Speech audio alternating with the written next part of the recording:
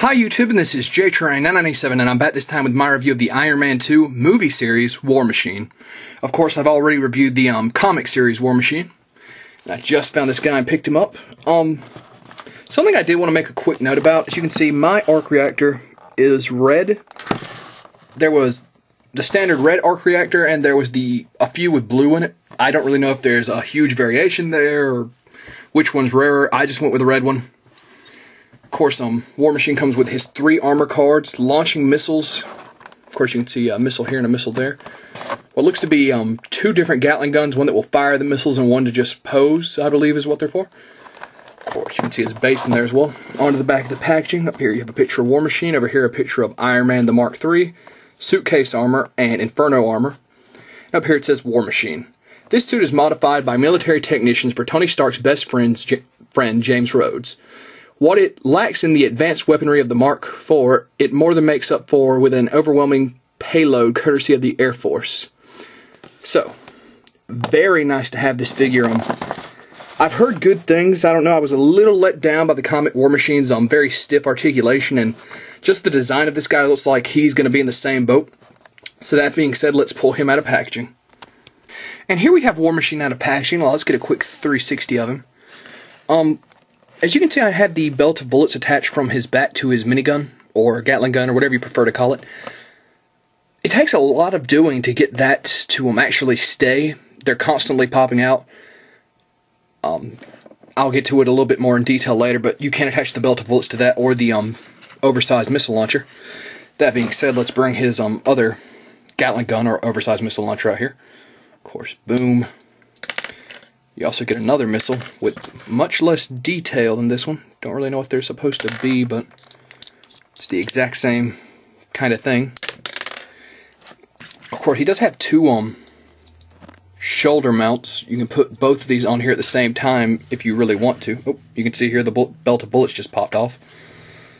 But I don't know, to me this looks just unrealistic, but if you really want to, you can put them on there. Of course, just like with Comic War Machine, both of these fold back. Of course, you can, of course, put either one on either side, it doesn't matter. And over here is where you would put the belt of bullets on the oversized Gatling gun. Of course, pulling that off. I'll probably just leave the standard one on. His armor cards. So I've said a million times before, you get a couple of these, you can switch them out, make your own armor. Interesting little thing, glad they fit on the base, but oh well. Speaking of bases, he does come with the same base. I'm not going to gripe about his base, so don't worry. But if you look right here, it's very reminiscent of the way the G.I. Joes left room for their names. I really don't think it would have killed them to just wrote their names down here, and that would have been a nice little extra touch to distinguish the bases from one another. But oh well, that's just a minor gripe. On to War Machine. Of course, as I already showed, both his little shoulder mounts can go up or down. I'm going to pull the Gatling gun off for this. Of course, his arms actually move a lot freer than the comic series War Machines, but you still can lift up the shoulder pads to get a little more extra movement in there. Bend at the elbow just fine. Appears to be a wrist joint, but it's very slight movement as you've got both of these kind of extra guns covering them. Of course, nothing bent, unlike Comic War Machine. No head movement at all, though. Doesn't seem to want to move. Legs go out to here. A little stiff, not too much. Double jointed at the knee. And ankle joint. Oh, also it swivels. So, pretty impressive articulation compared to what I was expecting. Now, with that being said, let's actually get a comparison to Comic War Machine in here. And here we have them both out side by side. Of course, I really didn't hate either of these figures. I think they've both got their pros and cons. I just really wanted to get a comparison of them in. I will say this, though. That belt of bullets took about 3 minutes to get back in. It's very, very irritating. I'm probably going to end up attaching it manually, permanently, eventually. But, I think they both look great. They obviously look like 2 completely different sets of armor, but you can see the similarities.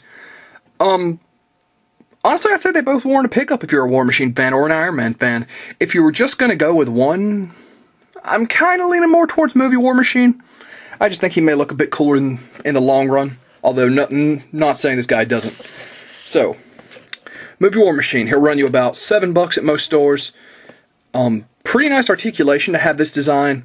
Gatling gun gets very, very frustrating. Oh, I almost forgot to do his chest articulation. Very free moving as well, as you can see there.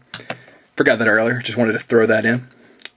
So, I'd say he, once again, definitely warrants a pickup. This line is really surprising me so far. I had been disappointed with the movie series compared to the concept and comic series, but this is a solid figure. I definitely recommend getting him, and this is JTrain997 saying I'll see you soon, YouTube.